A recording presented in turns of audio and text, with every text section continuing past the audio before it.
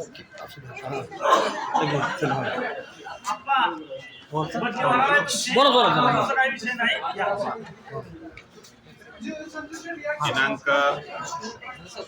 दिनांक 12 रोजी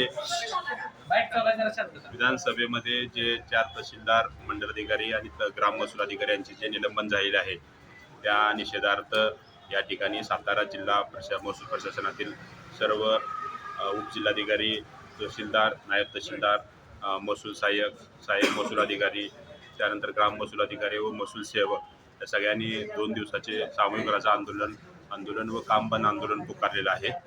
त्यासाठी संघटनेतर्फे आम्ही सगळ्यांनी या आंदोलनास जाहीर पाठिंबा दिलेला आहे. धन्यवाद. जिल्ह्यातले सगळे तलाठी 771 तलाठी ते सगळे सहभागी झालेले आहेत. 101 मंडलाधिकारी आहेत कार्यरत, ते सगळे सहभागी झालेले आहेत. तहसीलदार 18 सहभागी आहेत.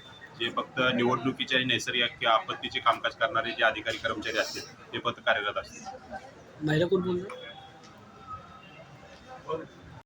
2 प्रांत अधिकारी, तहसीलदार, मंडलाधिकारी आणि तलाठी यांना अचानकपणे निलंबित केलं गेलं. गौण खनिजच्या बाबतीमध्ये जे निलंबन केलं गेलं ते पूर्ण बेकायदेशीर आहे.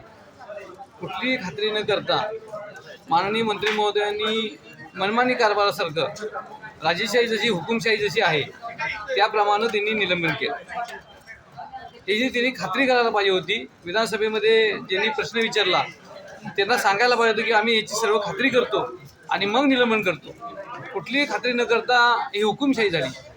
ही पद्धत चुकीची आहे. महसूल कर्मचारी आज रात्रंदिवस जनतेसाठी काम करत आहे आणि महसूल खात्याचे तुम्ही प्रमुख आहात. कुटुंबाला सावरून घ्यायचं सोडून तुम्ही चौकशी न करता डायरेक्ट निलंबन करता म्हणजे हे फार पूर्ण चुकीचं आहे. याचा निषेध करतो. आणि आज सातारा, सांगली, कोल्हापूर, पुणे आणि सोलापूर हे 5ही डिव्हिजन 2 दिवस रजा आंदोलन करतील. त्याआधी त्यांनी जर माघार घेतली नाही निलंबन तर बेमुदत संप आम्ही चालू करणार आहोत. धन्यवाद.